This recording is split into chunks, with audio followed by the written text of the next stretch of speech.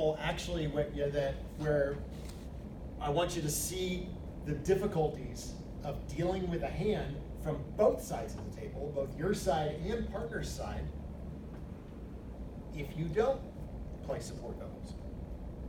So with this hand here, you're opening a club, right? So you deal and open a club, and it goes pass, and partner responds a spade, and now your right-hand opponent bids 2 diamonds.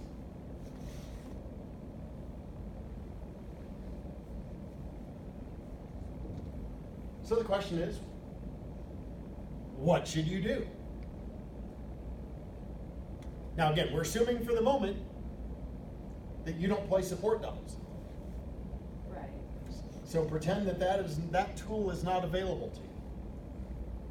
And think about all of the bids that you can make.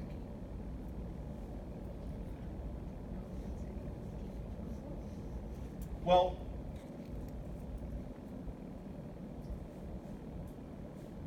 let's start with what's the cheapest available bid. Well, pass is cheap, but well, you can't bid 2 hearts. You have 4 hearts, but that would be a reverse.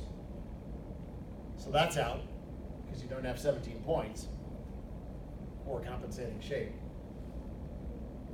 2 spades, you could freely raise partner if you don't have the support double, but normally partner's going to expect 4 card support. So it's reasonable, but it's far from perfect. Right? 2 no, we talked about just a moment ago, right? Can't do that. You do have a diamond stopper, it's only King Doubleton. But 2 no would also show a much stronger hand. You could double. If your double's not support, then that shows extra values, which you don't have.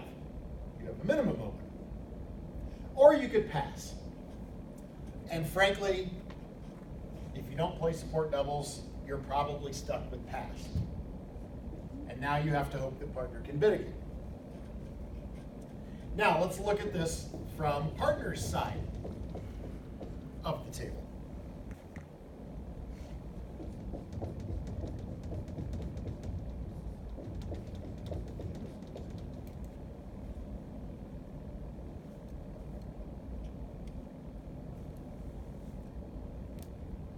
So your partner opened a club, but then passed, and then now after the 2 diamond overcall, let's bring it all the way around to you. Responder, what do? You only have 7 points. It's not like you're thinking about a game, but do you want to sell out to 2 diamonds? Well, what would you do? You do have club support. Partner opened a club, right? Now that could be a 3-card club suit. So do you want to bid 3 clubs with ace-4? I mean, 75% of the time partner will have 4 clubs. But there's no guarantee here that they don't have only 3. And you'd be at the 3 level. Would you bid your spades again? No. Bad 5-card suit? I hope not, because A, you promised 6, B, you don't know that whether partner has a balanced or unbalanced hand, right? I mean, if you bid 2 spades on your own, you might catch partner with a small singleton or a void. That, again, that nuisance, that 2 diamond bid, what Kit Woolsey would call a nuisance bid. It's not that they made a big preempt or anything, but this bid is just enough of a nuisance to make things difficult. So if you bid 2 spades, you're guessing and hoping that partner has at least 3 spades. If you bid 3 clubs, yeah, you do have a 4-4 club fit on this hand, but you're at the 3 level playing in a minor when maybe you could ideally be at the 2 level playing in a major, right? So you see the issues you run into? Now, what if your partner were able to make a double that showed 3 spades? Now you can remove the double to 2 spades and feel pretty good about it, right? Because you're in a guaranteed 8-card fit. And it certainly looks like this hand will probably play all right in spades. It doesn't look like you have any club losers. The ace of diamonds is probably on side. It's probably with the diamond bidder, right? So at some point, if either they'll lead diamonds or you could lead a diamond toward your king and probably only lose 1 diamond. You got a couple hearts to lose and a trump trick. But 2 spades to me clearly looks like the best and best scoring contract.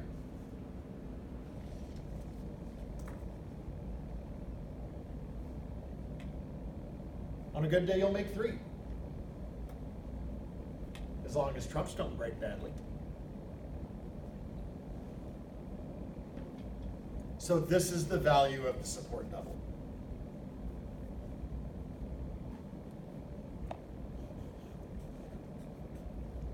What's also valuable is the inference that you get to draw when partner doesn't lead it, right? So when we get a pass here, if you have agreed to play support doubles, the one thing this person over here then knows is, oh, opener has a maximum of 2 spades, right? Because you failed to make the support double. Unless you just forgot about it. Right, Jan? Oh, no, I think Jan has been very good about her support doubles, actually. my favorite one is when I doubled and the opponent had to bid. Yeah, that's a guess. Jan actually did it the other way. I got so excited that I had. When we added the support double, Jan was so excited to make it that she made an illegal double.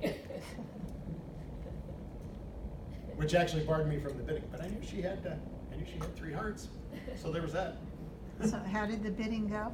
I don't remember exactly. That it was It went illegal? like 1 hard pass and I doubled. Yeah.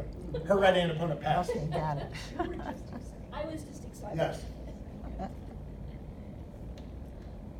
But, you know, you may not have won the battle, but you could argue that you won the war because you described your hand properly, right? So, yeah, incredibly valuable tool. And so what we want to do is, and these are on your handout, but we want to give you the parameters of your support double.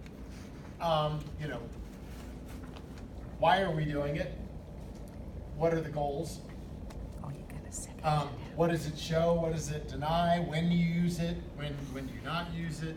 All that fun stuff. So I would say number 1. This one. It's the wrong one. Number 1 most important reason to do it. Find your 8-card major suit fits when the suit divides 5-3 and its responder with the 5 and opener with the 3. Easy to find our 5-3 fits when the hand with the 5-card major gets to open, right? And now you can raise anytime you have 3 or more. It's easy without these tools. It's easy to miss your 5-3 fits when responder has the 5-card suit.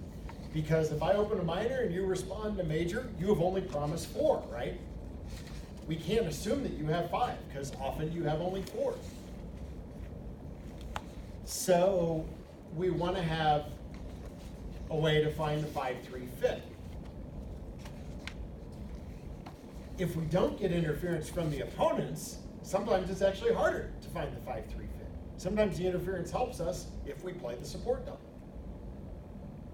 You ever had a hand where, say, partner opened a club and you bid a heart, and partner rebid 1 no, the opponents were silent, and you're sitting there with 5 hearts, and you're wondering, okay, partner doesn't have 4 since she didn't raise, but does she have 3? Are we missing an 8-card fit? Well, if you're strong enough to bid new minor forcing, you don't have to worry about that. But what if you just have 7 or 8 points, right? And now you're thinking to yourself, well, do we have a 5-3 fit? Well, if you bid your suit again, you're guessing, right?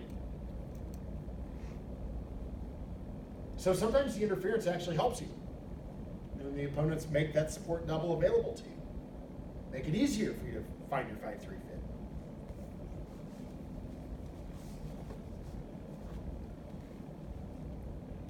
Now, as part of that, we can also distinguish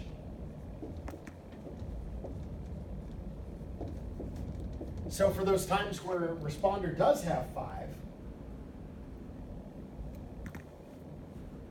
the opener can make a support double and tell you that you have the 8-card fit, or the other part of the support double is they just raise you directly, right? So if they raise your suit right away in a situation where a support double would have been available, this guarantees 4-card support, which would let you know as responder whether you're in an 8-card fit or a 9-card fit. That's really valuable. You've heard me say it probably 1,000 times. You're probably tired of hearing it. 9-card fits play better than 8-card fits. You should be more aggressive with 9-card fits. You should be more willing to invite game with 9-card fits versus 8.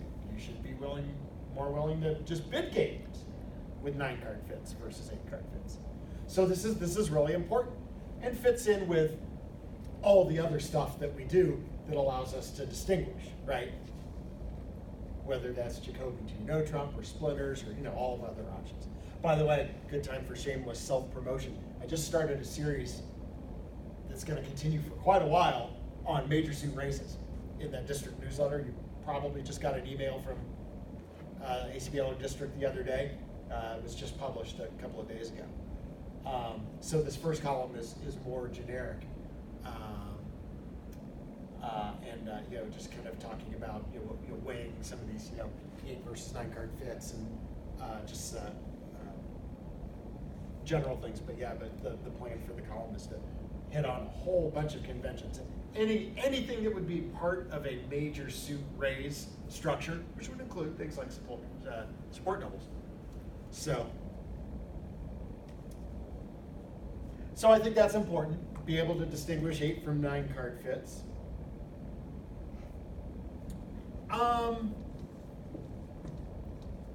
Now, we don't strive to do this, but it happens.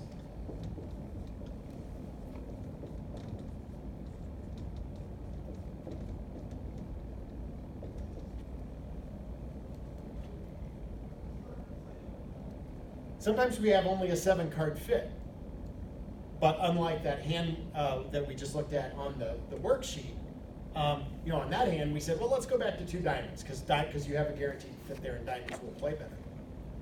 But what if you don't have a fit for partner's first suit, right? What if you don't have another place to go? Sometimes that's going to happen. Sometimes partner's going to make a support double and you're going to have no choice because you've got a weakish hand and you only have 4 of your major. And you have nowhere to go but back to 2 of your major. Well, that's okay. It's not perfect, but it may still be our best contract. And if we can keep it at a low level, that would be all right. Sometimes those 4-3 fits, we end up playing 2 hearts or 2 spades and only a 7-card fit, still might end up being a better contract than, say, playing 1 no. If one no was even available to you. I mean, 1 no might not have been available because of interference from the opponents anyhow. So, but look at this as a good thing, not a bad thing.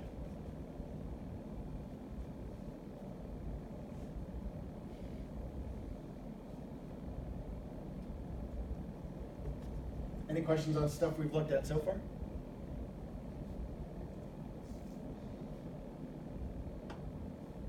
Okay. So, I've actually hit on, I have a grand total of 9 key points about support doubles, but some of these we've actually already discussed. So distinguishing 3-card raise from 4-card raise. And we talked about the inference from pass, right? Pass denying. Once you add support doubles to your card, remember that if opener passes, now you know, we can only have this good of a fit in this suit because partner has 0, 1, or 2 of that suit. All right, maybe this was the first thing that I should mention, just so that we don't get ourselves confused. There is one and only one position at the table that can make a support double. And I emphasize this because I see people throw doubles into auctions all the time, and I don't know what the double is, and then we find out later, like, oh, I was making a support double. But it was made by somebody who didn't open the bidding. So that's impossible. It can't be a support double. Only one position at the table. Just like responder is the one who makes a negative double, opener is the one who makes a support double. If you did not open the bidding, you cannot make a support double. Now, you may have a double, but it doesn't necessarily mean the same thing.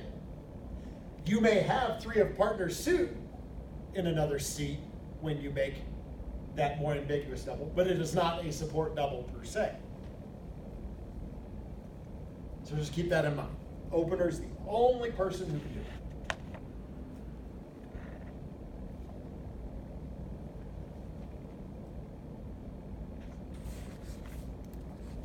Another important point about the support double.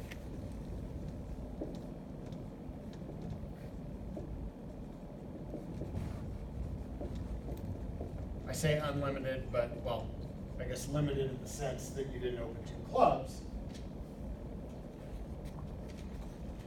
But you can make a support double whether you open with a boring old 12 count, or 14 or 15, or 18 or 19, or something that was almost a 2 club open. The support double puts no boundaries on your high card points, other than you opened one of a suit, not 2 clubs, right? And so for that reason, whenever you can make a support double, you should make a support double. Because that double's not going to get left in, and you're going to get a chance to bid again. Even if partner makes a very, does something that indicates weakness, like just retreats to your suit at the 2 level, right? That would suggest a pretty weak response. But if you have a really good hand, you're going to bid again. So always make your support double first, and then use your next bid to express your extra strength if you have it. Or something about your shape if you have it. We'll look at a couple examples here in just a bit. If you double and then they don't say, they only say the minimum, what if they only have 4 and they're going to leave it in at 4-3? Okay. And you have unlimited strength. Should you then bid a different suit for your next bid? Yeah, I mean, you'll make, you'll make whatever is the most natural next bid. It could be a new suit that you haven't mentioned. It could be extra length in your original suit. It could be, in theory, it could be no trump. But yeah, start by showing partner that you have exactly 3 card support, and then if you bid again, you're not necessarily compelled to play in that suit, right? So if partner responded to hearts, you make a support double, and partner tries to sign off at 2 hearts, you don't necessarily have to play in hearts if you're in a position where you can bid again and offer another suit, perhaps.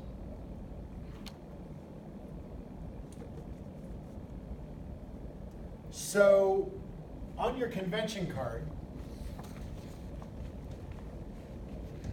just like we fill out with our negative doubles and responsive doubles and all that fun stuff,